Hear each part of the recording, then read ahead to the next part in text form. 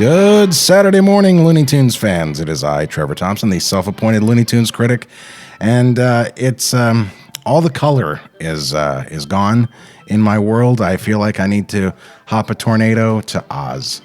Great joke. I'm hilarious, but this is wartime, and this is a Frank Tashlin great.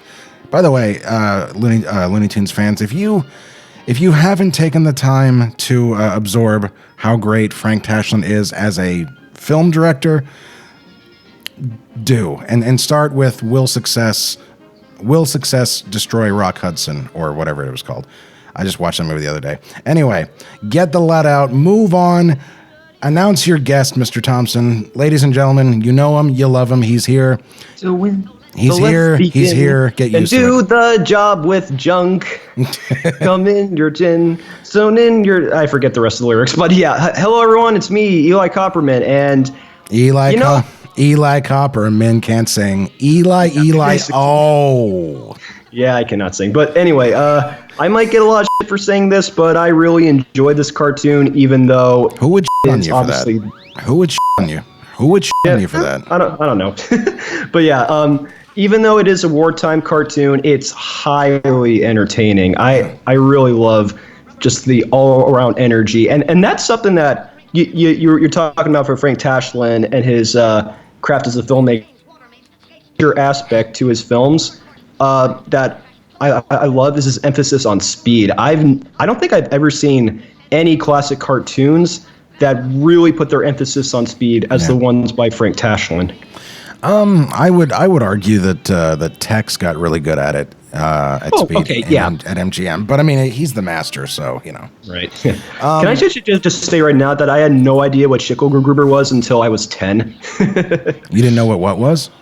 What Daffy called Hitler, which was his real name. Right. The other thing this is, I haven't watched this in a long time, but the thing along the rug. the thing that is occurring to me now is that because it's fresh in my brain, but Daffy looks a lot like how Pete Braungart and Eric Goldberg drew him for the WB animation logo. Really? Huh. In a way, yeah, kind of. Huh. I guess I'd never noticed that. I mean, maybe I don't know. Maybe I'm wrong, but there's something about it that kind of, I don't know. We'll cut all this out. We'll take all of this out later. Right. But yeah, man, this is what disc is this on? Do you know? Looney Tunes Golden Collection Volume 5, Disc 4. Wow, you really do know your shit. Oh yeah. Here comes my favorite part of the entire cartoon. This Billy Goat. Yeah. Look at him chewing the gas. And because it's a pure cartoon, you gotta have it sound like a typewriter. Now, was this actually released in theaters, or was this just for the servicemen? You mean the people who watch the Private Snafu cartoons? No, this was released in theaters. It was? Yeah, I'm pretty sure. This wasn't like an Army required viewing kind of thing. Well, I mean, it might have, but given that this is part of the main lineup, you see how close his eyes are together, and he rarely has eyebrows and stuff like that. Yeah. That's kind of what I'm seeing when I see the Pete Braungart stuff. I see. But yeah, otherwise, I think this was released in theaters. Yeah. Oh, okay. This shot right here. Funny enough, I made a couple of animated shorts that, not necessarily made, but I didn't finish. And that part right there with Daffy running up, I actually based one particular scene off of. I actually kind of studied that scene for a bit. Oh, look at that. He's looking at himself. Do you see? Vanity. You're right. This Billy Goat should have had more cartoons. I could just imagine a whole cartoon where Wile E. Coyote tries to set up a trap, and this goat always comes in and eats them all. And at the end, Wily finally decides to destroy the goat instead of the Roadrunner. Yep. And then the goat's family comes in and murders him. Plunk, plunk, fizz, fizz. Oh, what a relief it is. This termite the Nazi. A folk wolf in sheep's clothing. God, he is so good. Tashlin.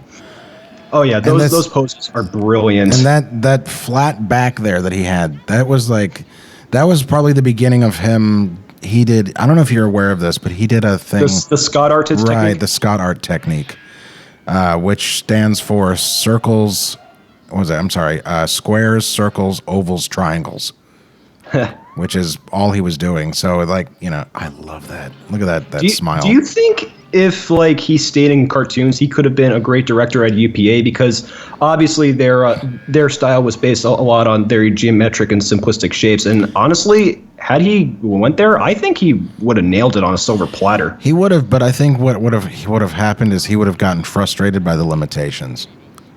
Right. Because that's the thing, is that, you know, a lot of the things that you might think of as limitations, he actually kind of, you know, like I don't know what I'm saying.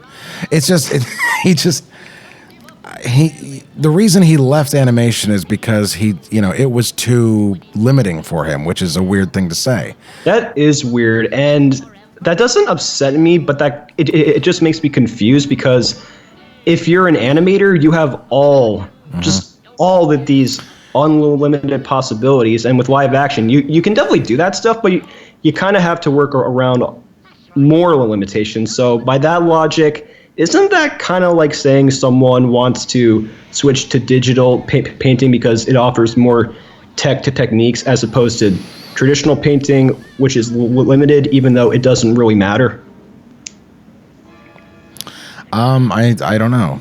I think I do think that the opinion that Tashlin, maybe didn't should have stayed in animation is certainly shared by a lot of people in animation. People like Eddie Fitzgerald, who have said publicly that animation really, I feel sorry for Tashlin because he really, it seems limiting, but.